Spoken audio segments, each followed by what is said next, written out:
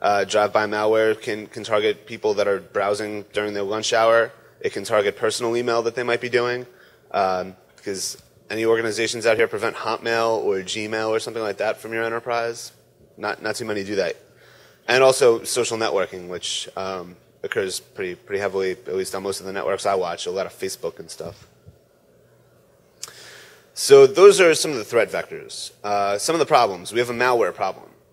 There's malware threats. There's commercial variety of malware, criminal stuff, Zbot, ZeusNet. Netwitness was doing some work with Niebuhr, which you might have noticed in the press.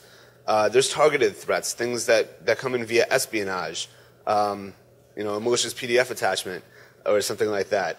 It's targeted and they're trying to get onto the network to extract data or get access to something. You have insider threat and sabotage. So perhaps you've pissed off a systems administrator. Happened in San Francisco. The guy locked out everybody from their routers in the city of San Francisco. He's going to jail, but that's an insider threat. That's something you have to worry about. And also shirtless heavy metal Peruvian hacker wannabes. Those guys are out there as well. I hope I get to meet him one day. So the vectors for malware are increasing.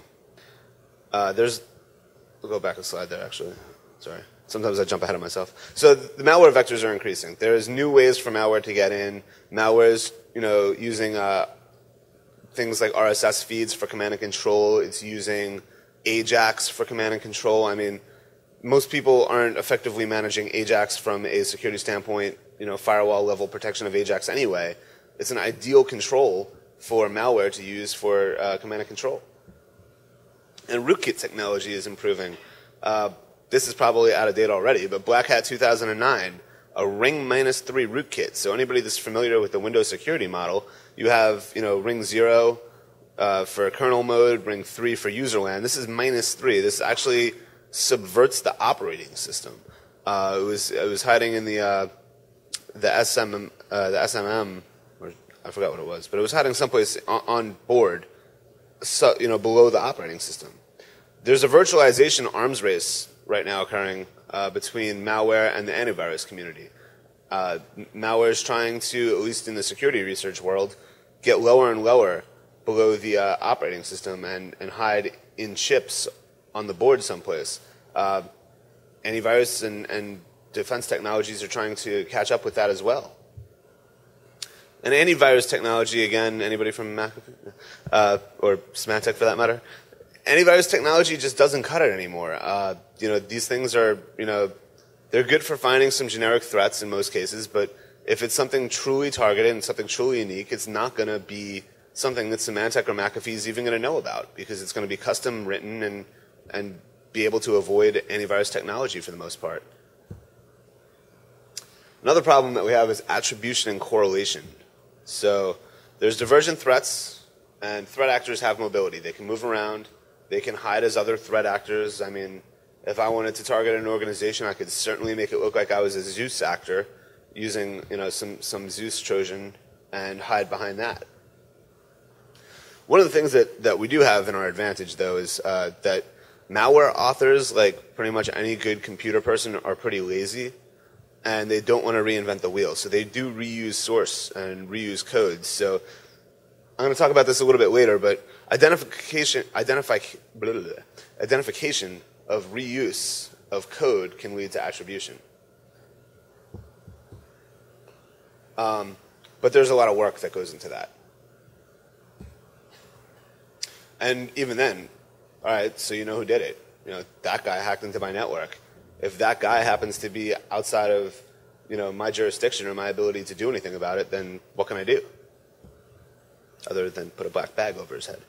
And IP addresses lie. So you can't rely on an IP address because that can be masked. You can proxy chain things of that nature to hide outside of the IP address that it appears to originate from. All right, we also have remediation problems. Patching. Well, we have major operating system patches, and we have major application patches, and then we have other software, things like Adobe Reader.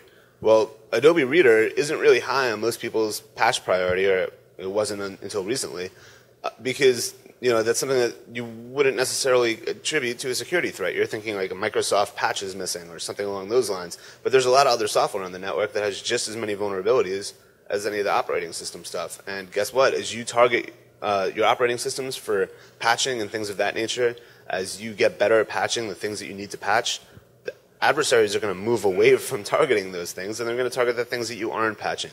Maybe you're using video LAN client or something like that has a remotely exploitable bug. They're just going to go after something along those lines.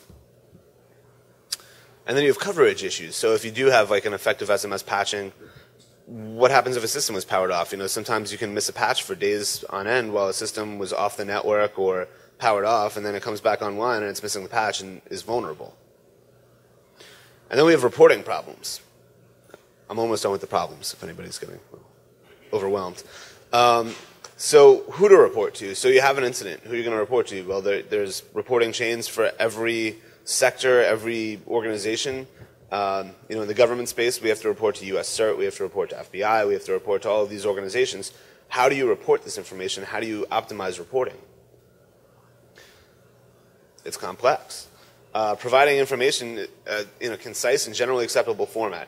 So one thing that's probably not in this presentation that I can immediately offer as a solution is that there's a lot of security frameworks like SCAP, and the MITRE people have something called Make, M-A-E-K, coming out, which is for an ontology for describing malware.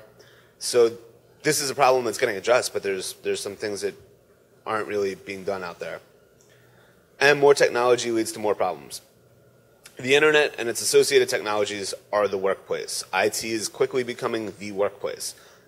I can't think of many jobs that are done without some interaction with IT, whether it be even just logging into a time card system or working on a document of some sort. You're going to need IT in place, and that's really all over the place. And the rich content that you need to power a lot of this stuff, new file formats, technologies, different bandwidth as we move towards more VoIP applications and things like that on the network. You're really driving up and you want to bring these things onto the network and use it. You're increasing your attack surface area because you're putting things out there that haven't necessarily been tested yet. And more content must be pushed out to consumers of your product too. So you're opening up some of your clients potentially. If you're in that kind of pushing out content to clients, you're opening them up to potential vulnerability. And also, I just kind of learned this, that social networking is evidently a critical infrastructure and needs to be utilized pretty heavily. So with things like social networking, there's a lot of JavaScript and cross-site scripting type attacks that can occur. So yet another infection vector. And there are evil people on the internet who will take advantage of all of these factors, including shirtless Peruvians. So those are the problems. Everybody kind of knew about these problems for the most part. I just wanted to put everybody on the same kind of level playing field of discussing these problems. I'm going to talk about this team here. So the way I break this up is there's a technical analysis cell, and they conduct vulnerability analysis, finding vulnerabilities, mitigating vulnerabilities. You hopefully can get some reverse code engineering expertise on there who can reverse engineer the exploits and the malware that are affecting your organization. They can create tactical signatures and monitoring. So like I said about how antivirus has that mile-wide, they can detect anything that might be bad on the network.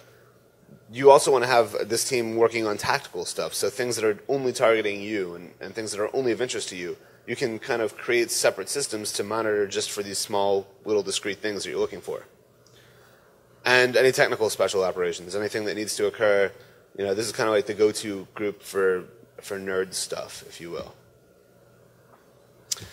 The other component that is important here is the intelligence analysis cell. So you've got the technical guys, the geeks that are kind of doing analysis and reverse engineering and writing rule sets. Well, you need somebody to process information and figure out what's relevant to you and to kind of keep everybody in the organization abreast of all the issues that are out there.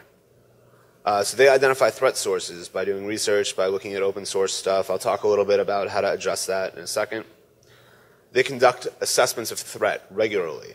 If you have a physical security group and they're monitoring what's going on in your operations in country X, you should have the same thing in cyber. You should be reevaluating what are the cyber threats to an organization